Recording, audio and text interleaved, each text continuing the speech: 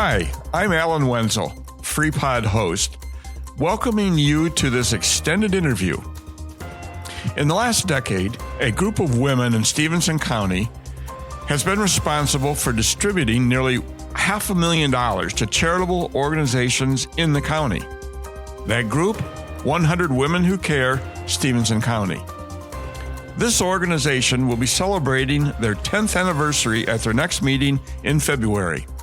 And joining me today to help us better understand what this volunteer organization is all about are two members of the executive team, Julie Hilliger and Julie Wenzel. Julie Hilliger works for Voices, and Julie Wenzel is a retired elementary teacher. Welcome, ladies, and thanks for your time with us today. I'm going to begin with you, Julie Hilliger. Can you tell us just a little bit about the history of 100 Women Who Care? How did this organization get going, and who was responsible for it? Well, first, Alan, thank you so much for having us here today. I am so excited to be a part of 100 Women Who Care. I've been a member since 2017, but 100 Women Who Care Stephenson County has been in existence, as you said, since 2015.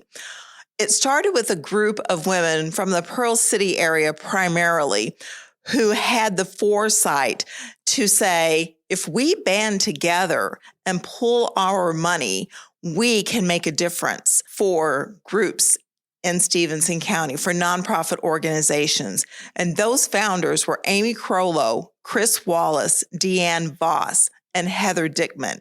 And they started this movement.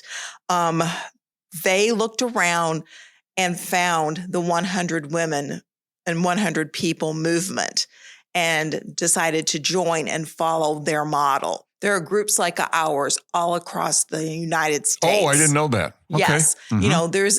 And we even spawned a 100 Men group in Stephenson County great. As well. There are 100 Kid groups as well. Mm-hmm. But when that first group met in February of 2015 at Eilert's, there were 35 members, and they donated $3,500 that night to the Pearl City PTO.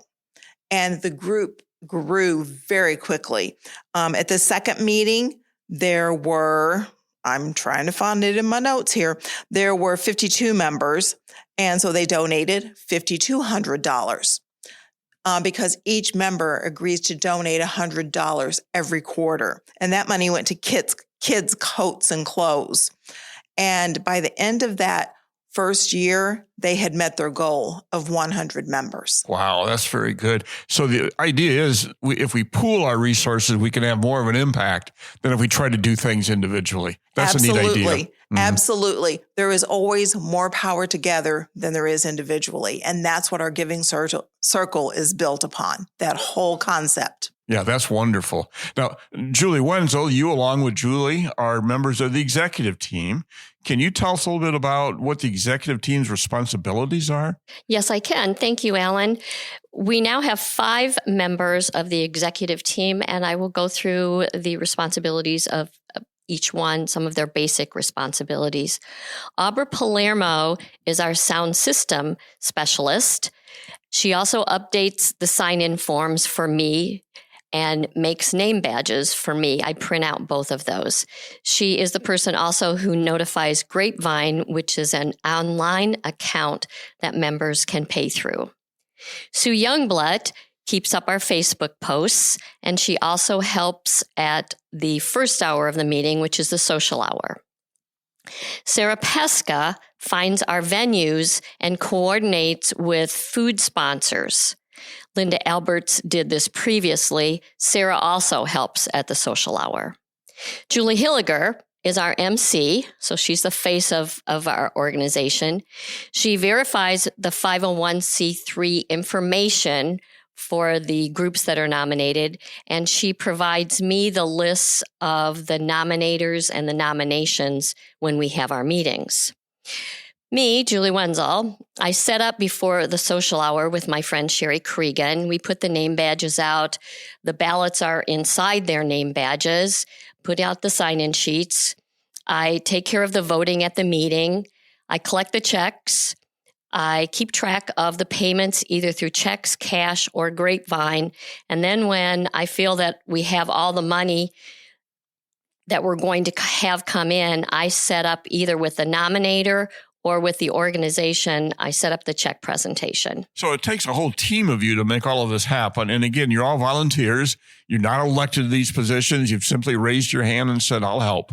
Right. And we have no treasury. So if there's anything that needs to be bought, we pitch in and do that. Tell us a little bit, Julie, if you will. How often do you meet and where do you meet? We meet quarterly. We meet the second Thursday in February, May, August, and November. Basically, the Freeport and Lena area, because we need to find venues that will, number one, let us meet there at no cost and can hold up to 50 people. So we've met at places like Semino's, the Club, Rafters, Wolf Hollow, Route 20, Freeport Public Library, the Winery, to name a few, many others. Could you describe for us how a typical 100 Women Who Care meeting unfolds? Well, what happens when you get everyone together? Okay, when we get everyone together, it starts at 5:30. 5:30 to 6:30 is our social hour. And that is, if you want to come and come at that time, you can. Otherwise, you can just come for the 6:30 meeting. People will come in, they'll sign in, they'll get their name badges, which again have their ballots behind them. They can enjoy refreshments from the sponsor from that night and just socialize. At 6:30 to 7:30 is when our meeting takes place. That's when Julie takes over.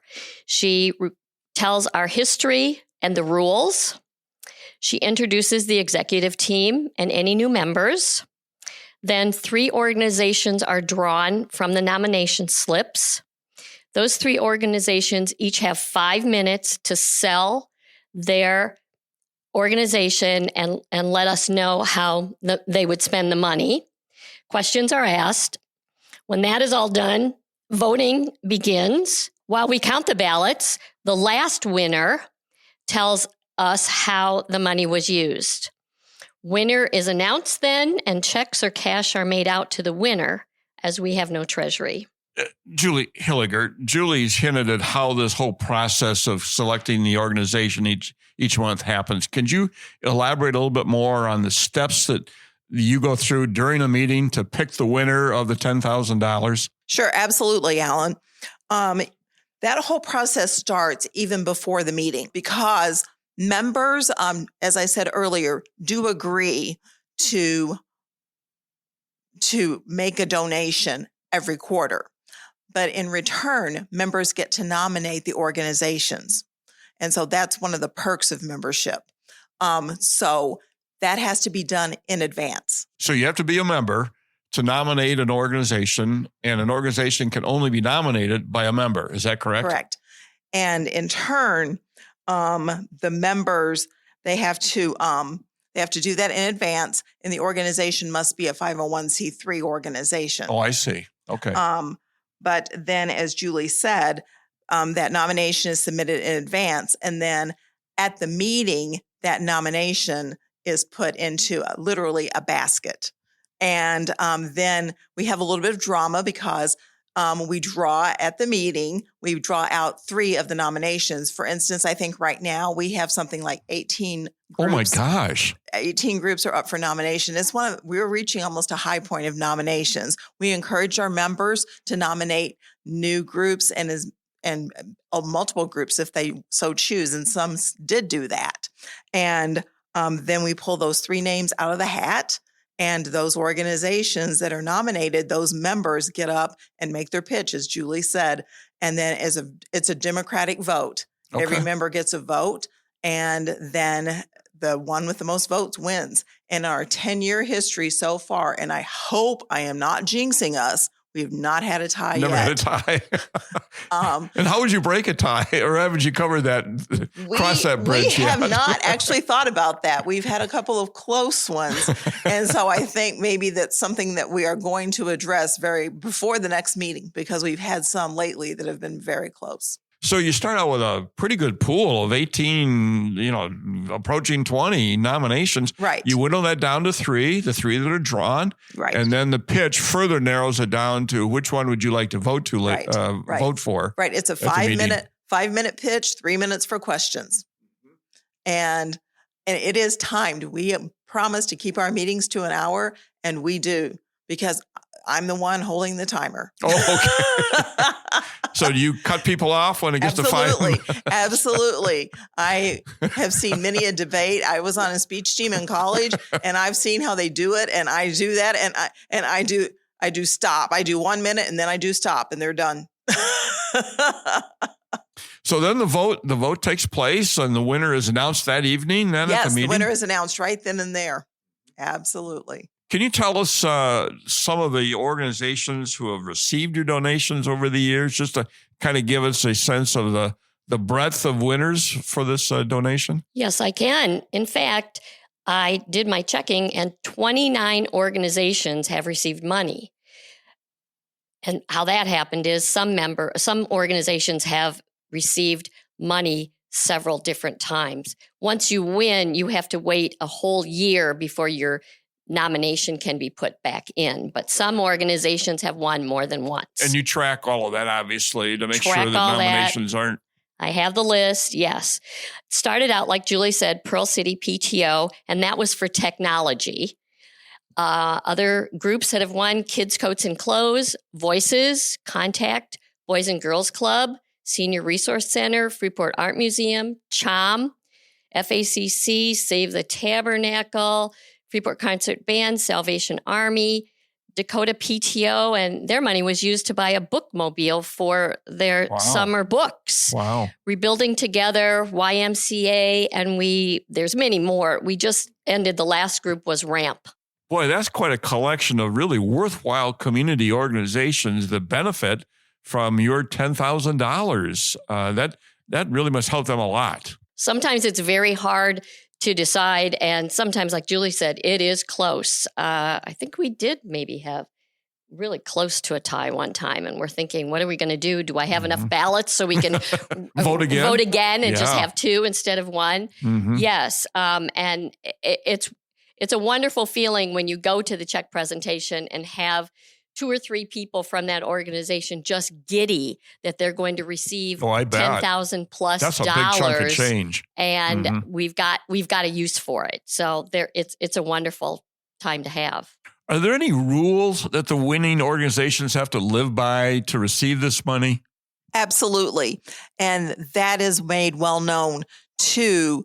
Whenever an organization is nominated, they have to agree to abide by those rules.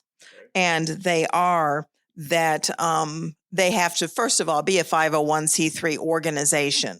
They have to agree to spend the money in Stephenson County, even if they have a national affiliation. Okay. They have to also have to come back to the next meeting and say thank you to us in person. They have to send a representative. They have to send a thank you note to each member. And they also have to agree not to solicit our members again. So what does that mean, Julie? They have to, essentially, is one of those kind of like lose our name. You can't be put on a mailing list and solicit for funds. Correct. Correct. If a member has already given to that organization, that's okay. But if this is the first time that a member has donated to that organization, then you cannot be put on their mailing list for donations. Got it. So the organizations come back after they win. They come back and tell you not only thank you, but how they've used the money, and or what their plans are, or what their plans are to use it, or what their plans are to use that money. They're not required to use it within 3 months, but what their long-term plans are for that money. I think a neat aspect of this is that the money has to be spent in the county. Yes. So all the money, obviously 100 Women Who Cared live and work in Stephenson County, and they want their money to stay here. And it does then, by the rules of your organization, the winner must spend it here. For instance, like Northern Illinois Food Bank was a recipient, and they specifically spent their money at food banks within Stephenson County. Boy, this is a wonderful organization. How can someone become a member of it? What do you do to join 100 Women Who Cared? To become a member, you can find a membership form on our website. It is kind of buried because our website desperately needs an update. So if there's anyone out there listening who would like to help us out with that, please talk to any of us, we would welcome that. Or you can just come to our February meeting. We would great. love to have you. Mhm. That's how we do get most of our new members. And last quarter, we welcomed 4 new members. So we are a growing organization. So you can just come to that meeting, either for the social hour if you want at 5:30, or just come for the meeting at 6:30. And what's the date and place for that meeting, Julie? It's February 13th. 13th. Here at the library. Okay. Downstairs in the community meeting room. Yes. February 13th at 5:30. 5:30 for the social hour. Uh-huh. And we're going to have a light dinner for our 10th anniversary. Okay. And then the regular meeting is going to be at 6:30.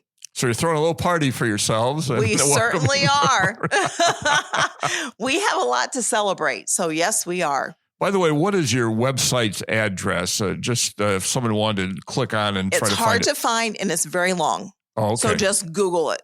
Google it. Google 100 Women Who Care, Stephenson County. And it'll come up and away you go. Yes. Wonderful. So you've done a lot. In the last 10 years, you've raised almost $500,000. You're having a celebration meeting on the 13th there at the library at 5:30, and we'll welcome new members, of course, at that time. What does the future hold for 100 Women Who Care? Where do you see this going in the next few years, ladies? For me, I'm looking for continued growth. We at one time, pre-pandemic, had close to 140, maybe a little over 140 members. Right now we're sitting at 120. Julie Wenzel can tell you the exact number, but I want to just see us get back to our pre-pandemic level of membership. And I just want to continue to see more organizations brought forward for the organization, because there's such a need in the community. So that's what I would like to see. And in what will be our 10th year, we are going to hit that major funding milestone. And that's what I'm really looking forward to. Mm-hmm. Mm-hmm. Doing that good in the community. Yeah. That'd be quite a milestone. That'd be wonderful. Yep. It will. Mm-hmm. We do have 118 members, and we have hit $465,000 so far that we've given. I did some digging, and since 2017, when Julie joined and I joined, we have kept 60 core members. They are still involved. I wasn't able to find out as much about that first 200. That's a pretty good retention rate. 2015. So that's what I'm holding on to, that we have 60 core. We have 4 at a meeting, but then we lose some. So it's gain some, lose some. I'd love to get up to that. 142 was, I believe, the high number that we had. It's going to be a fun night. We're having refreshments from the new cafe from the library. It's called Full Circle Cafe and Collective. So that will be interesting. And one of the people who are doing the cafe is one of our new members. So that's kind of interesting too. So it's a good time. A lot of people come. A lot of people just send a check, which is wonderful. They've been members. Some I have never even seen, but they still continue to want to be part of this organization and give money to all of these different organizations in Stephenson County. Clearly, the two of you feel very strongly about this organization, have a lot of passion for its cause and for what it does. You've done a lot of great work in the last few years, and will continue out into the future with your plans to continue to grow and expand and bring even more dollars to worthwhile organizations within the county. And I think that's tremendous. Do you have any final words as we get ready to wrap up our interview here? Julie, do you have any final thoughts you'd like to leave with our listeners? Just come and join us. We'd be happy to have anybody join February 13th. Mark it on your calendar, the day before Valentine's Day. And we're at the library. Easy place to park, get in. Don't have to climb any stairs or do anything. We're a wonderful group of women who want to put our money together instead of my $100 just going someplace. It's my $100 plus everybody else's to make a nice chunk of change to give to a worthy organization and yes, keep bringing in new organizations who are 501(c)(3)s for nominations. When I have the honor of standing before the 100 Women members every quarter, I always tell them that this is one of the biggest charges I get every quarter is standing in front of the group, because I know that whoever gets that money, it's going to make a real difference for people in the community.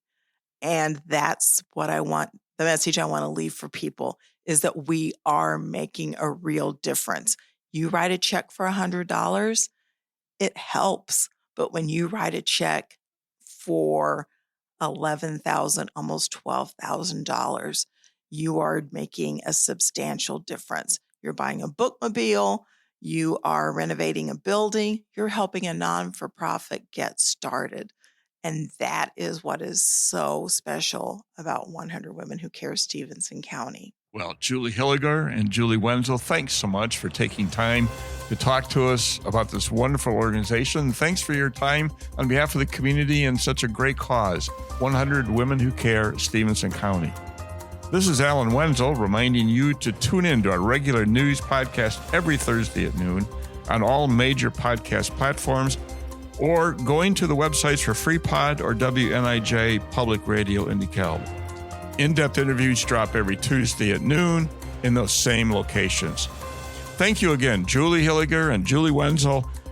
Our thanks also goes out to the Mass Communications Department at Highland for producing these podcasts for Freepod, and to the many volunteers who are working to bring you the news you've been missing. This is Alan Wenzel saying, tune in to us next week.